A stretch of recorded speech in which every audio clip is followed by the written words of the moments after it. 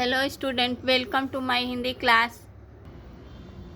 देखिए, मेरा प्यारा घर। एक छोटे से गांव में बादलों की छांव में मेरा प्यारा घर। बूढ़े पर्वत के पीछे घाटी में सबसे नीचे दूर से आए नजर, वन फूलों से गमकता, हरी किरणों से दमकता, स्वागत हो तत्पर। आंगन में तुलसी माया, पास बधी श्यामा गया, बाचे तोता अक्षर। पेड़ झूम मुस्काते हैं, पक्षी आपस में गाते हैं, आओ मित इधर भौरे आते शाम सवेरे, यहाँ कहाँ मच्छर। सपनों में नित आता है, अपने पास बुलाता है, परदेश रहा अगर। जयप्रकाश मानस। इस कविता को जयप्रकाश मानस ने बहुत अच्छा लिखा है। बोल रहे हैं, देखिए, मेरा प्यारा घर। एक छोटे से गांव में बादलों की छांव में मेरा प्यारा घर। मेरा प्यारा घर कहाँ है? एक छोटे से गांव में और बादलों की छांव में। बूढ़े पर्वत के पीछे, घाटी में सबसे नीचे। बूढ़े पर्वत के पीछे है और घाटी में क्या है? सबसे नीचे है। दूर से आए नजर, वन फूलों से गमकता। वो क्या है? दूर से भी वन फूलों से गमकता हुआ नजर आता है। हरी किरणों से दमकता हुआ, माने हरी किरणों से दमकता हुआ स्वागत उसका होता है, तत्पर स्वागत होता है। आंगन में है तुलसी मैया, पास बधी श्यामा गया। आंगन में तुलसी मैया है और उसके पास श्यामा गैया बधी है। बाचे तोता अक्षर। तोता क्या कर रहा है? अक्षर बाच रहा है। पेड़ झूम मुस्काते हैं। देखिए, पेड़ झूम के मुस्काते हैं। पक्षी क्या कर रहे हैं? आपस में सब गाते हैं। आओ मीत इधर भौरे आते शाम सवेरे, यहाँ कहाँ मच्छर। यहाँ भौरे आते हैं शाम सवेरे, मच्छर नहीं आते हैं। सपनों में नित आता है, अपने पास बुलाता है, परदेश रहा अगर। मैं परदेश भी रहता हूँ तभी मेरा घर हमेशा सपनों में आता है और सपनों में आके क्या करता है? अपने पास बुलाता है। अब देखिए, जंगल में घड़ी। उछलू बंदर ने देखा कि शहर में सब लोग अपने काम घड़ी के हिसाब से करते हैं। एक दिन उसे अलार्म घड़ी कबाड़ में रखी दिखाई दी। उसने वो घड़ी ले जाकर जंगल के राजा शेर सिंह को भेंट में दे दी। उछलू बंदर ने घड़ी की महिमा सुनकर राजा शेर सिंह बहुत खुश हुए। राजा शेर सिंह ने घड़ी को उलट पुलट कर देखा। घड़ी टिक टिक टिक टिक बोलती चल रही थी। राजा शेर सिंह ने घड़ी को अपने कानों से लगा लिया और आंखें बंद कर ली। टिक टिक टिक की आवाज़ उन्हें इतनी प्यारी लगी कि वे सो गए। राजा को दरबार में सोता देखकर सब जानवर असमंजस में पड़ गए। सोते हुए राजा को अब जगाए कौन? राजा दरबार में सोएंगे तो राजकाज कैसे चलेगा? सब इसी उधेड़बुन में थे कि तभी घड़ी की तेज ट्रिंग टिनटिनाहट से राजा चौंक कर जग गए। सब जानवर वाह वाह कर उठे। उन्हें लगा, यह तो बड़े काम की चीज़ है, यह तो सुला भी देती है और जगा भी देती है। घड़ी हो तो सोने जगाने की चिंता मिट जाए। राजा शेर सिंह ने खुशी से दहाड़ कर कहा, जंगल के सभी जानवरों, खामोश होकर सुनो। कल से हमारे राज्य में भी सब काम वक्त पर होगा। वक्त पर सोना, वक्त पर जगना, वक्त पर खाना, वक्त पर मिलना जुलना, वक्त पर आना जाना। जो वक्त की पाबंदी नहीं मानेगा वह दंड का भागी होगा। सभी जानवर ने एक हामी भरी। हम सभी वक्त के पाबंद बनेंगे। पूरे जंगल में एक ही घड़ी होने से जानवरों को जगाने की जिम्मेदारी राजा शेर सिंह पर आ गई। राजा शेर सिंह घड़ी लेकर अपनी गुफा में चले गए। घड़ी देखकर अगली सुबह जंगल के जानवरों को दहाड़ मारकर जगाना अब उन्हीं का काम था। कुछ तो जिम्मेदारी के एहसास से और कुछ घड़ी की टिकटिकाती आवाज़ से राजा शेर सिंह की आंखें की नींद गायब हो गई। वे रात भर घड़ी देखते रहे और करवटें बदलते रहे।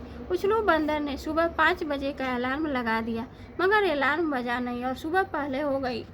आदतन की बाग दे दी। राजा शेर सिंह कुट मुर्गे की बेअदबी पर बहुत नाराज हुए। धूप निकल आई थी। जंगल के सभी जानवर लेटे लेटे करवटें बदल रहे थे। राजा शेर सिंह के डर से कोई उठ नहीं पा रहा था। तब उनके दहाड़ने की प्रतीक्षा कर रहे थे। सब सोच रहे थे, आखिर यह कैसी घड़ी है? कुछ सोचने लगे, कहीं राजा शेर सिंह तो नहीं सो गए? राजा शेर सिंह भी लेटे लेटे यही सब सोच रहे थे। आखिर उन्होंने उछलू बंदर को बुला भेजा। उछलू बंदर ने घड़ी को देखकर कहा, महाराज, इसमें तो आप चाबी भरना ही भूल गए, घड़ी बंद हो गई है। तभी राजा शेर सिंह को जंगल के जानवरों को जगाने की बात याद आई। उनके डर से सभी जानवर चुप्पी साधे पड़े थे। कुछ चुपके गर्दन उठाकर देख भी रहे थे। झेपते हुए राजा शेर सिंह ने दहाड़ मारी। उनकी दहाड़ पर सभी जानवर झटपट उठ खड़े हुए और हाथ मुंह धोने के लिए नदी की ओर भागे। घड़ी बंद होने के कारण उस दिन जंगल का सारा काम गड़बड़ हो गया। घड़ी की इस बेअदबी पर राजा शेर सिंह बहुत नाराज थे।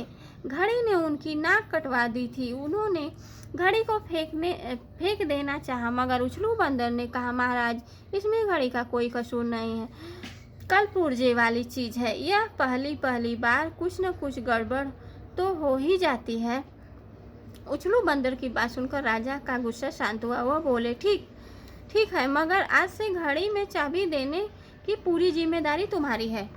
जो आज्ञा महाराज, उछलू बंदर ने सिर झुकाकर कहा। राजा शेर सिंह ने घड़ी के समय के हिसाब से जंगल का सारा काम बांट दिया।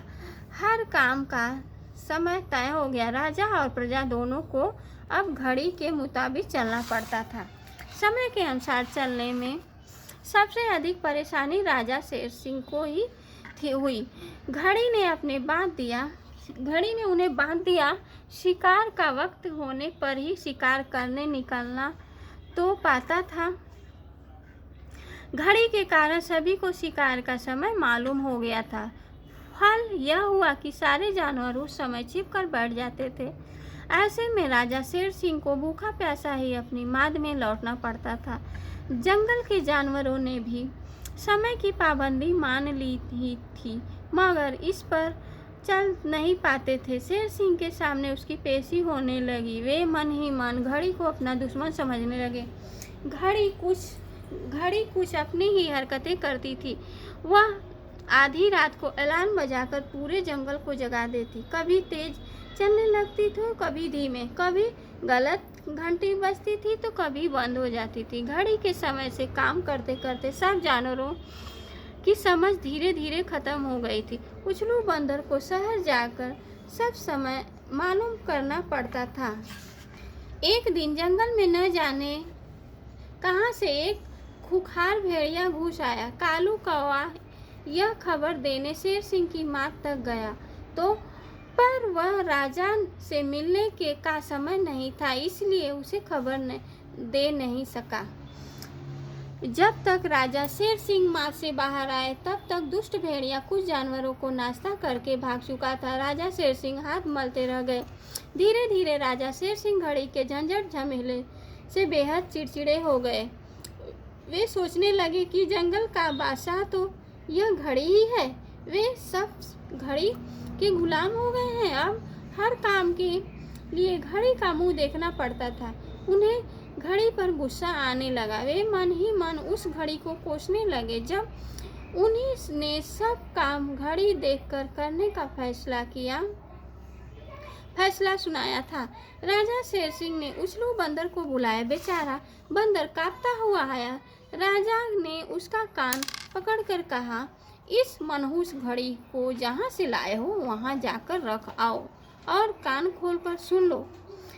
अब कोई शहरी चीज जंगल में मत लाना। अमर गोस्वामी। थैंक यू बच्चों, आप लोग ये चैप्टर बहुत अच्छा से रीडिंग कीजिएगा।